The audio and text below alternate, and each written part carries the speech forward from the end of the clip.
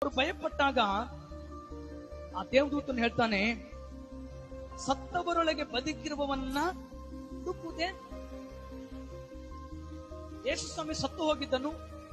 ಆತನ ಕಲ್ವಾರಿ ಶಿಲುಬೆಯಲ್ಲಿ ತನ್ನ ಪ್ರಾಣವನ್ನು ಕೊಟ್ಟ. ಆತನು ಪ್ರಾಣವನ್ನು ಕೊಟ್ಟ ಮೇಲೆ ಆತನು ಸತ್ತು ಹೋದನು. ಆತನನ್ನು ಒಂದು ಸಮಾಧಿಯಲ್ಲಿ ಇಟ್ಟರು.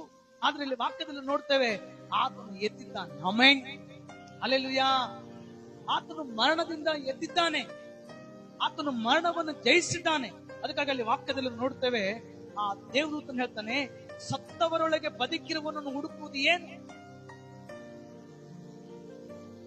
ಯೇಸು ಸ್ವಾಮಿ ಸತ್ತು ಹೋದ, ಆ ಸತ್ತವರಲ್ಲಿ ಆತನು ಬದುಕಿದನು. ಆಮೆನ್.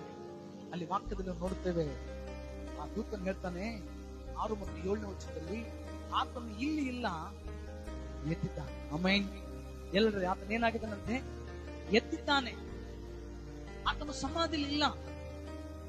ಮರಣ ಆತನನ್ನ ಹಿಡ್ಕೊಳಕ್ಕಾಗ್ಲಿಲ್ಲ. ಮರಣ ಆತನನ್ನ ಹಿಡಿದಿಟ್ಕೊಳ್ಳಕ್ಕಾಗ್ಲಿಲ್ಲ. ಮರಣವನ್ನ ಯೇಸು ಸ್ವಾಮಿ ಜಯಿಸಿ ಬಂದ. Amen, hallelujah.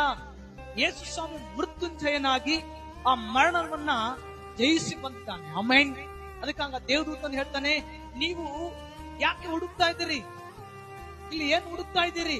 ಆತನು ಇಲ್ಲಿ ಇಲ್ಲ, ಆತನು ಎದ್ದಿದ್ದಾನೆ. Amen, hallelujah.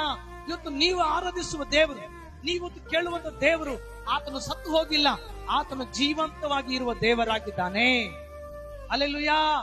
ಯೇಸು ಸ್ವಾಮಿ ಜೀವಿಸುವ ದೇವರಾಗಿದ್ದಾನೆ. ಆತನು ಯಾವಾಗಲೂ ಇರ್ತಾನೆ. ನಿನ್ನೆ ಇದ್ದಾಗ, ಇವತ್ತು, ನಾಳೆ, ನಿರಂತರವೂ ಏಕ ರೀತಿಯಲ್ಲಿ ಜೀವಿಸುವ ದೇವರಾಗಿದ್ದಾನೆ. Amen, hallelujah.